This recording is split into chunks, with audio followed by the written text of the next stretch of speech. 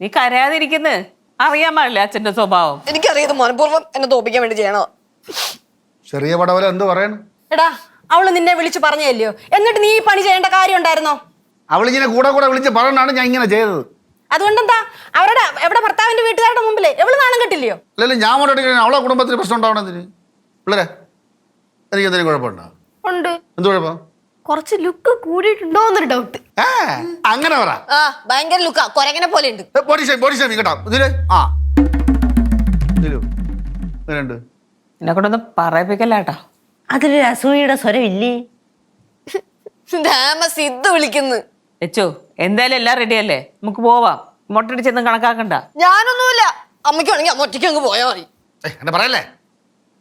എല്ലാം ഒപ്പിച്ചിട്ട് ചിരിക്കണ നോക്കി മാറി അവിടുന്ന്. നീലു ഞാൻ ചോദിച്ചില്ലെന്ന് വേണ്ട, എങ്ങനെയുണ്ടീ?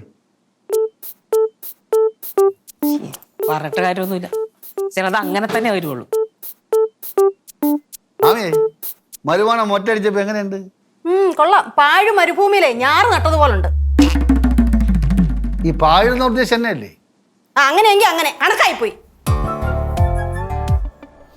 സിദ്ധു അച്ഛൻ ഇത് സ്ഥിരം സ്വഭാവമാണ്. എവിടെങ്കിലും പോണ കാര്യം പറയുമ്പോഴത്തേക്ക് ഒരുമാതിരി കോലം കെട്ടി വരും. എനിക്കൊന്നും കേക്കണ്ട. കല്യാണത്തിന് പോലെന്ന് പറയാൻ പോത്തില്ല. ദേ അമ്മ എവിടെയുണ്ട്, നീ അമ്മയോട് സംസാരിക്കും. എന്ത് എന്നാ സംസാരിക്കേ, അച്ഛന്റെ കോലത്തിനെ പറ്റി സംസാരിക്കേ.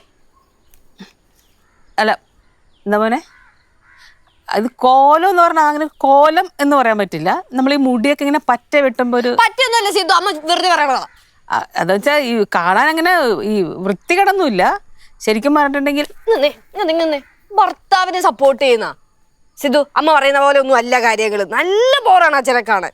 അച്ഛനില്ലാതെ കല്യാണത്തിന് വരണമെങ്കിൽ ഞങ്ങനെയും അമ്മയും അമ്മുമ്മയും പിള്ളേരൊക്കെ കൂടെ വരാം. അച്ഛനെയും കൂട്ടി ഞാൻ തലി കല്യാണത്തിന് പോവില്ല. എടാ നിനക്കെന്താ പറഞ്ഞാ മനസ്സിലാവാത്തെ? നീ അച്ഛന്റെ കോലം കണ്ടാ? ഇല്ലല്ലോ. ഒരു കാര്യം ചെയ്യാം, ഞാൻ അച്ഛൻ്റെ ഒരു ഫോട്ടോ അയച്ചുതരാം, അത് കാണ്. ശരി, ഒന്ന് വെച്ചിട്ട് പോയടാ. ഡി ഇവള് ഭർത്താവിനെയാണോ ഏടാ പോടാന്നൊക്കെ വിളിക്കുന്നേ? എന്റെ ഭർത്താവല്ലേ, ഞാൻ പലതും വിളിക്കും. എനിക്ക് അച്ഛൻ്റെ ഒരു ഫോട്ടോ എടുക്കണം. എന്തിനാ അപ്പൊ? അവന് കാര്യം പറഞ്ഞിട്ട് മനസ്സിലാവള്ള, അച്ഛന്റെ കോലം അവനൊന്ന് കാണട്ടെ, അപ്പൊ അവന് ബോധ്യപ്പെടുവല്ലോ. ഓ അതിനായിരുന്നാ? എന്നെ ലച്ചു, നീ പറയണ ഒരു കുഴപ്പം അച്ഛന്റെ ലുക്കിനില്ല.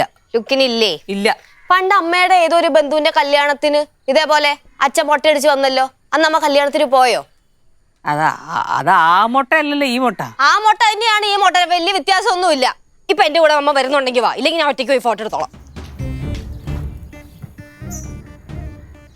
ഡി നിനക്ക് അവളെ ഒന്ന് പറഞ്ഞ് മനസ്സിലാക്കി കൂടായോ, ഇങ്ങനെ എടാ പോടാന്നൊന്നും ഭർത്താവിനെ വിളിക്കരുതെന്ന്? അത് കുഴപ്പമില്ലമ്മ. ഇപ്പോഴത്തെ ജനറേഷൻ പിള്ളേർ അങ്ങനെ തന്നെയാ, എടാ പോടാന്നൊക്കെ വിളിക്കണം. ഇപ്പൊ അവന്മാരെ ചേട്ടാന്നൊക്കെ വിളിച്ച് അവന്മാർക്ക് ഇഷ്ടപ്പെടത്തില്ല, അതുകൊണ്ട് അവളങ്ങനെ വിളിക്കണം. ഞാനും ഇപ്പൊ ബാലുവിനിടയ്ക്ക് പടാ എന്നൊക്കെ പറയാറുണ്ടല്ലോ. ചുമ്മാതല്ല, ഇതൊക്കെ കണ്ടും കേട്ടില്ലയോ പിള്ളേർ പഠിക്കുന്നത്. അമ്മയ്ക്ക് അങ്ങനെ വിളിക്കാമെങ്കിൽ പിന്നെ മക്കൾക്ക് അങ്ങനെ വിളിച്ചാൽ എന്താല്ലയോ? അമ്മയ്ക്ക് അങ്ങനെ വിളിക്കാമെങ്കിൽ മക്കൾക്ക് വിളിച്ചാൽ എന്താ? മക്കൾക്ക് വിളിച്ചാൽ അമ്മയ്ക്കും വിളിക്കാം ഇല്ലേ? അമ്മ വേണമെങ്കിൽ അച്ഛൻ്റെ ഇടയ്ക്കിടയ്ക്ക് പടാ എന്നൊക്കെ പറ. അങ്ങോട്ട് എന്നാ മതി, ഒറ്റ തവണ പറയത്തുള്ളൂ. ഈ വായി കിടക്കുന്ന പല്ലേ ഇങ്ങനെ മുത്തു വീഴുന്ന പോലെ താഴെ കിടക്കും. അതിനിപ്പോ അമ്മ പോടാന്നൊന്നും വിളിക്കണ്ട, അല്ലെങ്കിൽ തന്നെ വീഴാൻ സാധ്യതയുണ്ട്. വായിലെ നാക്ക് അങ്ങനെയല്ലേ. അവിടെ നിന്നേ അവക്കിത് ആരുടെ വാശിയായി കിട്ടിയേക്കുന്നേ? അത് പ്രശ്നം എന്താണെന്നാ, അവക്ക് അവളുടെ അമ്മൂമ്മയുടെ സ്വഭാവമാണ്, അതാണ് കുഴപ്പം. നീ എന്നെയല്ലേ പറഞ്ഞേ?